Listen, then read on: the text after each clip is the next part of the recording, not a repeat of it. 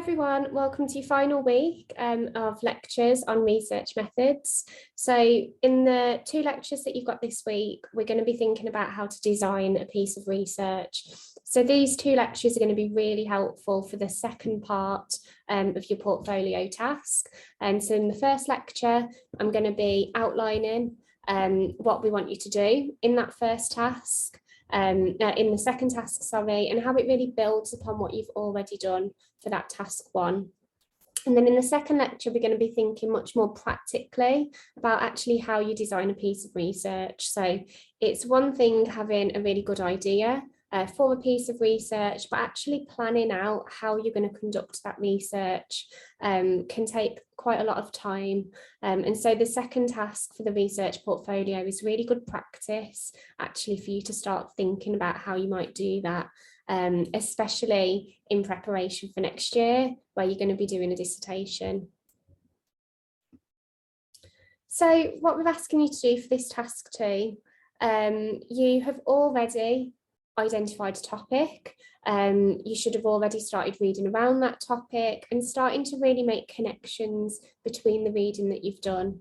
And the idea of the first task, so the research task one, is that you choose your topic and then you're able to present, what is it that we now know about this topic? What are some of those key themes and key issues that have been coming up in your reading? And you're really piecing that together. You're creating some kind of story around that topic that you've chosen. So the research task two is building from that. So you've done the reading, you've got a good understanding of your chosen topic, and now you're at a position where you can think, okay, this is what we know, but actually there's some gaps. We don't quite know everything about this topic. So the proposed research that you would be doing would be about building from that knowledge that we have and being able to really extend it. So to tell us something new, something different about this topic. So as I said, having an interest in something is quite straightforward. Being able to read that can take a lot of work, but again, it's fairly straightforward, but actually it's quite challenging to be able to go from an understanding of a topic to then, okay, how would I research this? What's my kind of plan of action to be able to add to the existing knowledge? So based upon the discussion of key themes that you've done for task one, the purpose of task two is to design a hypothetical piece of research. So you're not actually going to be doing this research, you're just showing that understanding of the designing process. And that research would be investigating your chosen topic a little bit further. So there's some things that your research proposal needs to include in order to really cover that outline of the research approach. So you need to include a research question, an aim, a set of objectives, and then an overview of the research methods. So the methods being those means of collecting and generating data, and then how you're actually going to work and process that data, so your choice of analysis as well. Finally, we also need you to show some understanding of ethical considerations. So this is really, really important if you're doing research with human participants. Ethics is absolutely fundamental to the designing process of research. And in the second lecture this week, we're going to be looking at some of the key ethical principles and thinking about how we apply those to doing research, in reality. So as I said, this second task really builds from task one. So you have done a lot of the hard work. You've chose a topic, you've selected, you've researched it, found relevant readings, and then you've been able to piece those readings together. So what connections are there between the readings that you've done? What are some of those key themes, some of those key ideas? And having done that, you should have a really good understanding now about what we know.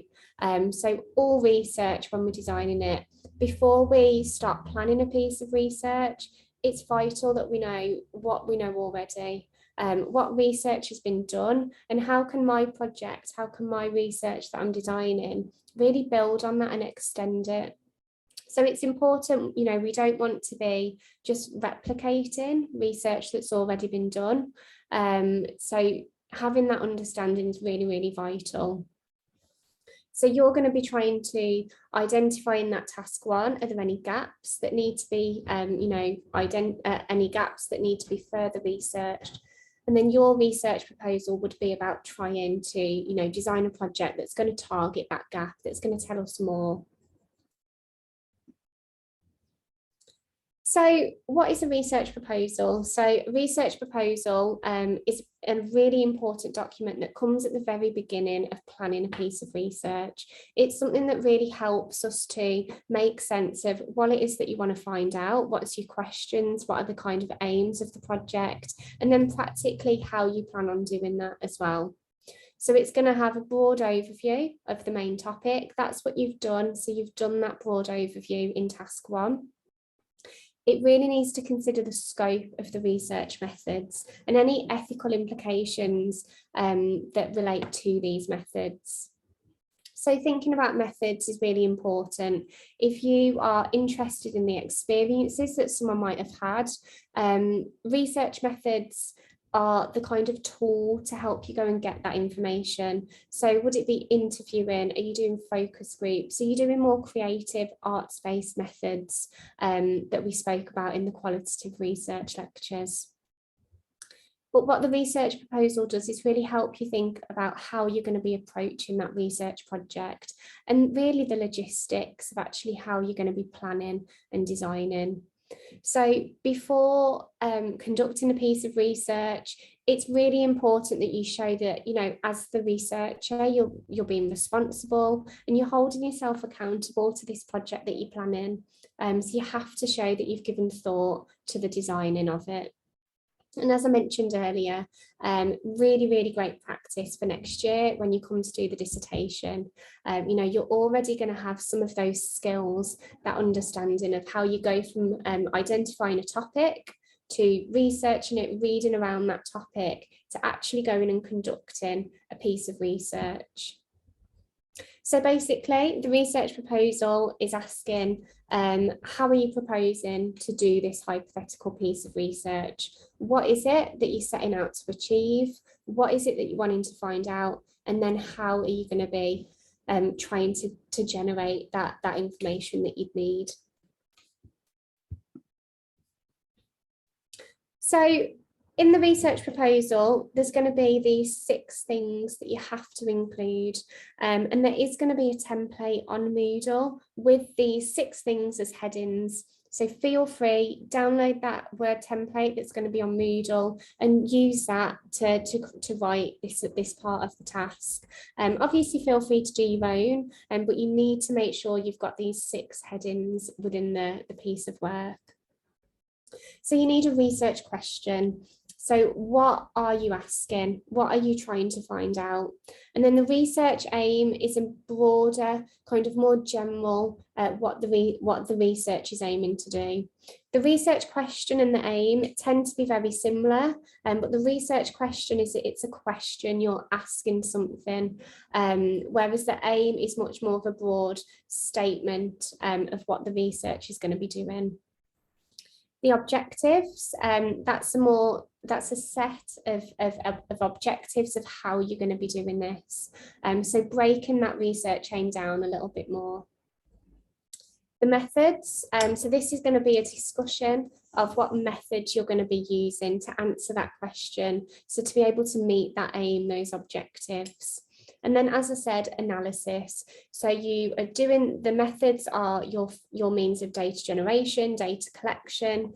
And then the analysis is that, you've got the data, what are you going to do with it now? How are you going to code it? How are you going to process it? How are you going to organize all of that data that you've got as well? And then finally, you're going to be thinking about ethical considerations. So how are you going to make sure if you're working with participants, how are you going to make sure that you're keeping them safe, that you're respecting them? All of these responsibilities that we have as researchers, we want you to start thinking about those as well.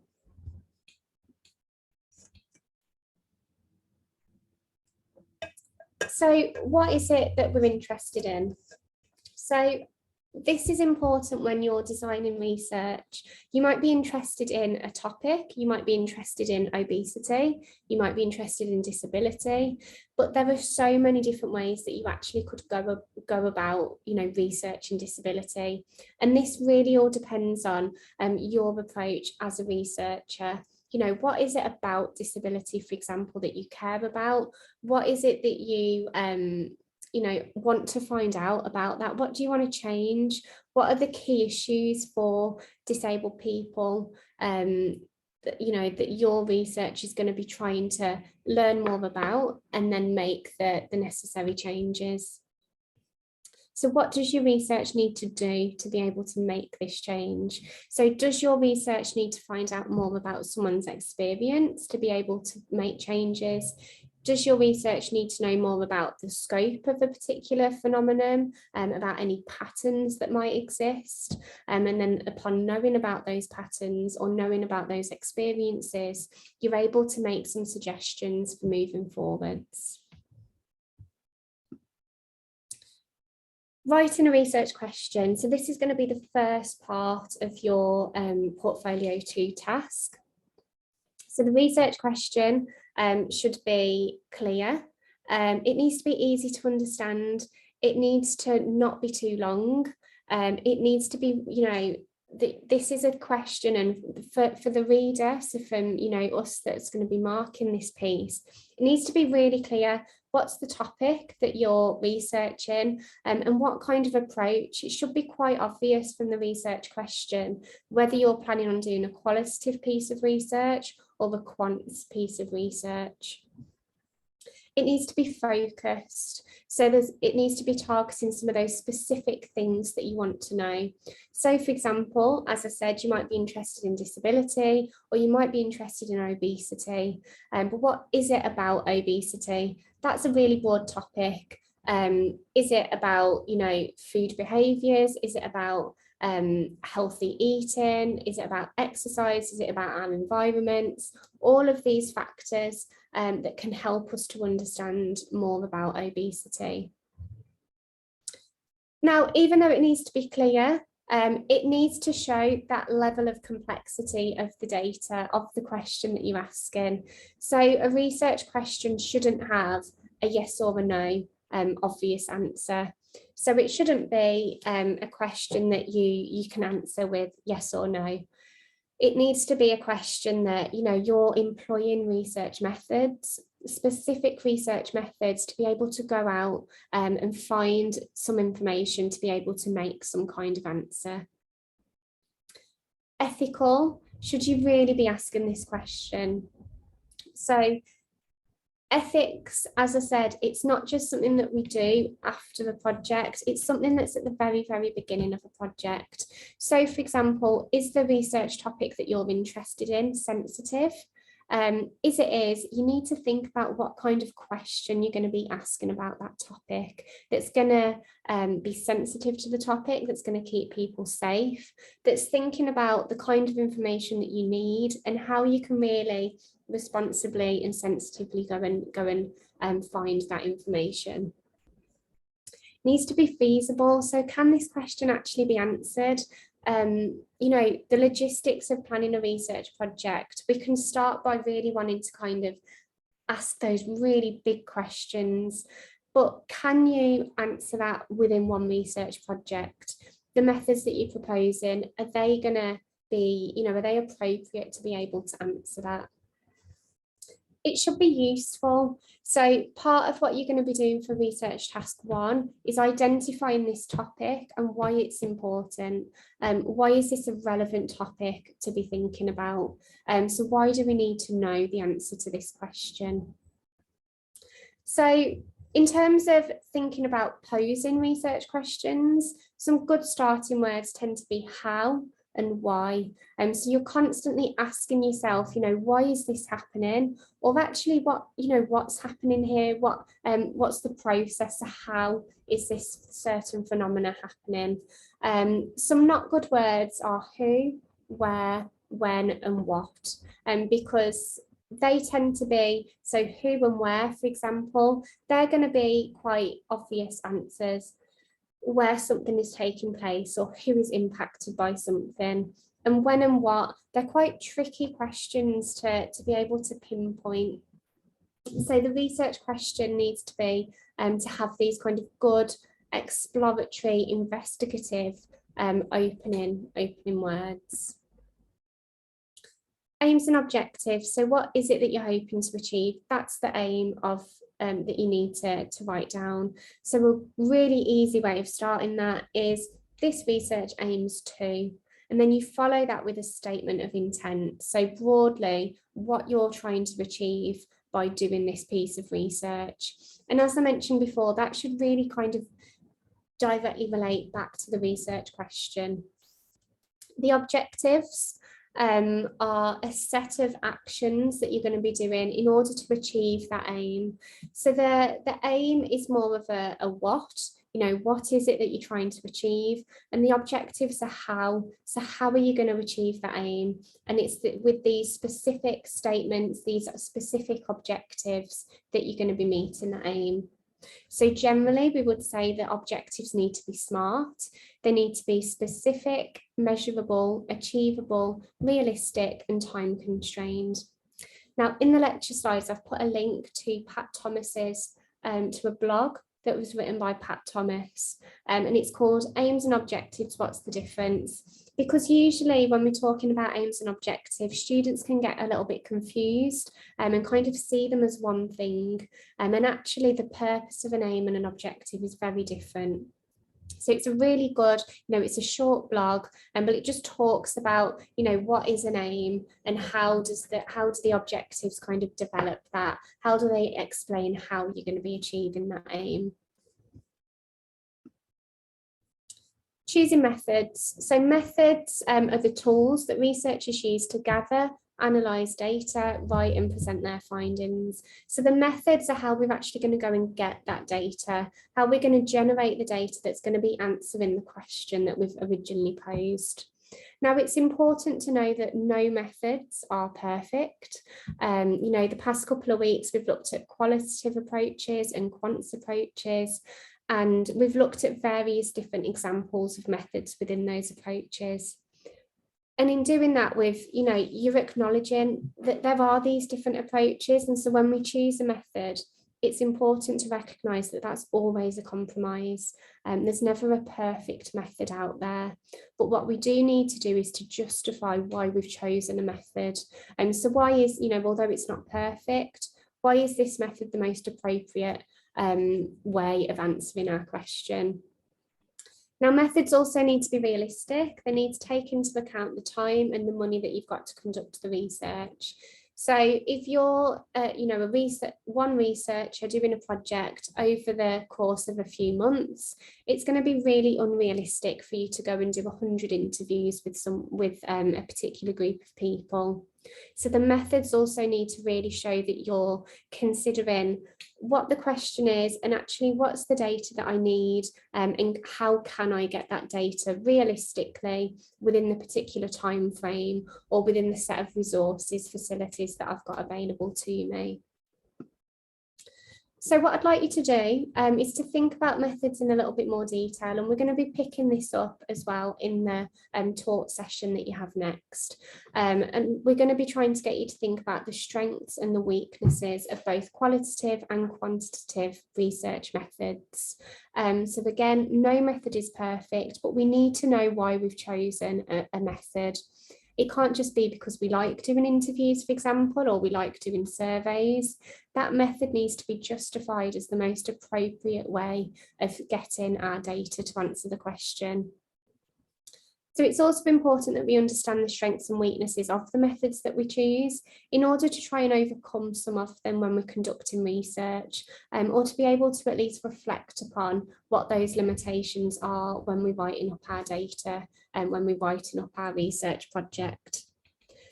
So that is the end of your first lecture. So in this lecture, I've just introduced what this second task is, and then some of those key elements that's going to be part of the research proposal. In the second lecture, we're going to be thinking about research ethics. So again, thinking about some of those really important practical practicalities of doing research, and but really those practicalities around our responsibilities as a researcher. So this is really important next year. If you're going off and doing research, if you're going to be going off and working with participants, we need to know that you understand ethical principles, that you understand your responsibility as a researcher. If you've got any questions about research methods, feel free to drop me an email and I will speak to you all soon.